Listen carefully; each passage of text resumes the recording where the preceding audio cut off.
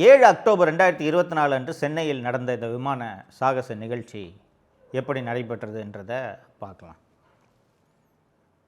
VIP gallery, முதலமைச்சர் உட்காருவார் இல்லையா, அங்கே விஐபி கேலரி போட்டுட்டாங்க. இந்த விஐபி கேலரியில் முதல்வர், மனைவி, மகன், மருமகள், இந்த பக்கம் ஐஜி செந்தில்வேலன், பின்னாடி கமிஷனர் அருண், டிஜிபி, அத்தனை பேரும் உட்காந்துருக்காங்க. இப்போ இவர் முக்கியமாக விட்டேனே, தீப்பொறி தினேஷ், முதல்வரோட பிஏ, நிழல் முதல்வர், அவர் எல்லாம் உட்காந்துக்கிட்டு, விமானப்படை அதிகாரிகள், காவல்துறை மூத்த அதிகாரிகள், இவங்கெல்லாம் உட்காந்துக்கிட்டு பைனாக்குலரை வச்சு எல்லாம் பார்த்து ரசிச்சுட்டு இருக்காங்க. கடற்கரையில் இது நடக்கிறது. தோழர்களே, இது போன்ற நிகழ்ச்சி நடக்கும்போது அரசு இயந்திரம் எப்படி செயல்படுகிறதுன்றதை நீங்கள் புரிஞ்சுக்கணும்.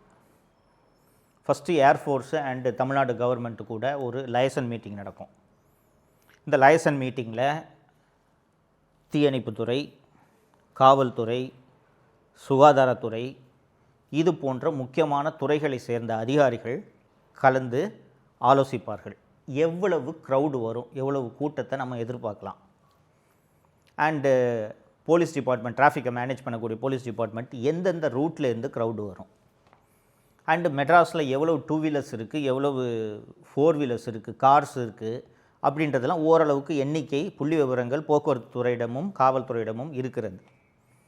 இது போக பொது போக்குவரத்து மூலமாக எவ்வளோ பேர் வருவார்கள். அன்றைக்கி கூடுதலாக பஸ்ஸு விடணுமா, பஸ்ஸு வந்தால் பஸ்ஸை எங்கே நிப்பாட்டுறது, காரில் வர்றவங்கள எங்கே காரை பார்க் பண்ண வைக்கிறது, இது போக ரயில்வேயோடு பேசி கூடுதலாக மெட்ரோ ரயிலை இயக்க வேண்டும், கூடுதலாக மின்சார ரயிலை இயக்க வேண்டும். வழக்கமாக இயக்கக்கூடிய மின்சார ரயில்களை ஞாயிற்றுக்கிழமை போல் விடுமுறை நாட்களில் குறைச்சிருவாங்க. என்ன காரணம்னா, அன்றைக்கி கூட்டம் இருக்காது, ஆஃபீஸ் போகிறவங்க இருக்க மாட்டாங்கன்றதுனால அன்றைக்கி கூட்டம் இருக்காது.